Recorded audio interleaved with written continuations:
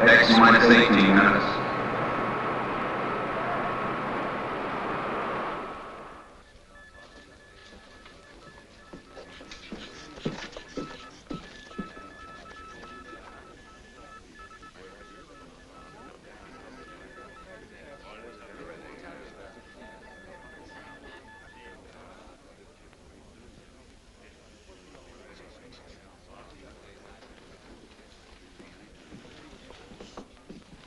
Blood pressure slightly high. Nothing to be alarmed about, though. Quite understandable under the circumstance. The weaker sex. The only one whose blood pressure is normal. X minus 17 minutes. But you're in the assembly hall in another minute. Shall we go? Good luck. Thank you, Doctor, and good night.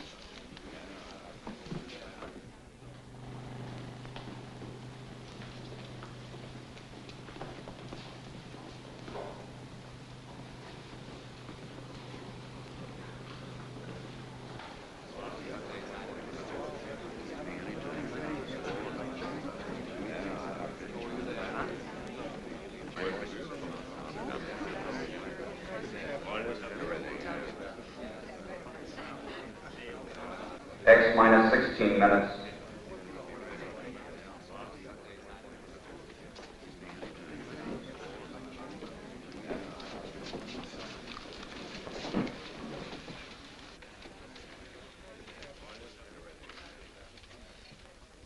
Ladies and gentlemen, every news service and newspaper is represented here tonight. And for your cooperation in the past, when complete secrecy was vital, we are grateful. However, I must make something clear.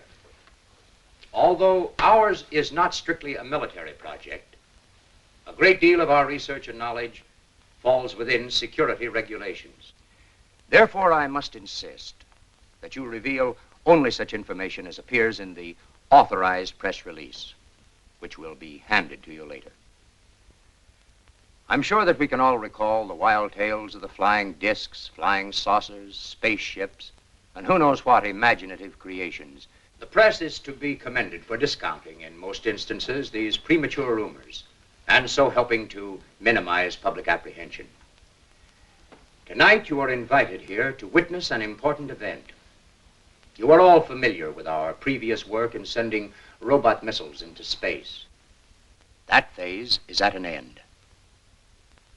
Tonight, we will launch the first manned spaceship, the RXM, Rocketship Expedition Moon. X minus 15 minutes. Forever, man has dreamed of visiting the nearest of heavenly bodies. Some for adventurous, fantastic reasons. Others, like ourselves, because they visualized a successful lunar expedition as the first step toward practical interplanetary travel.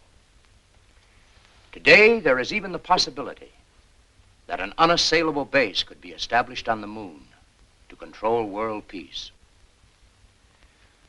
I will now introduce to you the head of this expedition and his crew, Dr. Carl Ekstrom, designer of the RXM, and as you all know, one of the most brilliant physicists of the day, and an old friend. Dr. Lisa Van Horn, his most able co-worker and assistant, Doctor of Chemistry. Colonel Floyd Graham, pilot. Mr. Harry Chamberlain, astronomer, of the Mount Wilson and Palomar Observatory staffs. Mr. Chamberlain will serve as navigator. Major William Corrigan, engineer.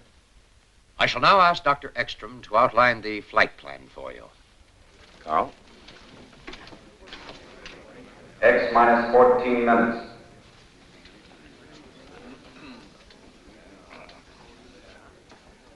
The distance between the Earth and the Moon at its closest proximity is 238,000 miles. We expect to cover this distance in approximately 48 hours. The first phase of our flight will be the ascent to an altitude of 300 miles. From the start, while we pass through the troposphere and stratosphere, until we reach the ionosphere, the flight will be controlled by our automatic pilot. After we have climbed through the atmosphere, we will turn the rocket into a parallel course with the surface of the Earth.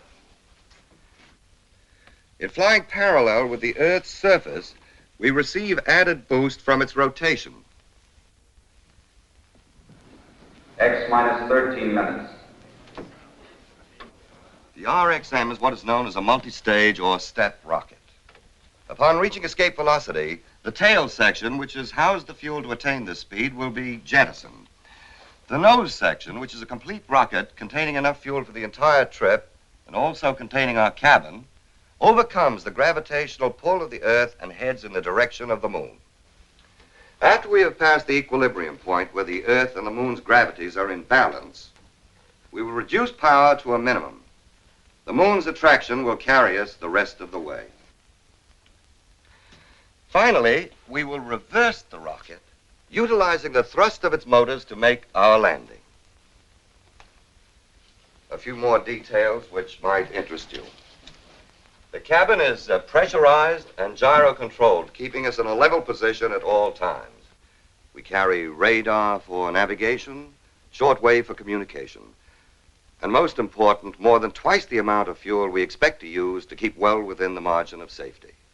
X minus 12 minutes. We still have a few moments, ladies and gentlemen, for questions, if any of you care to.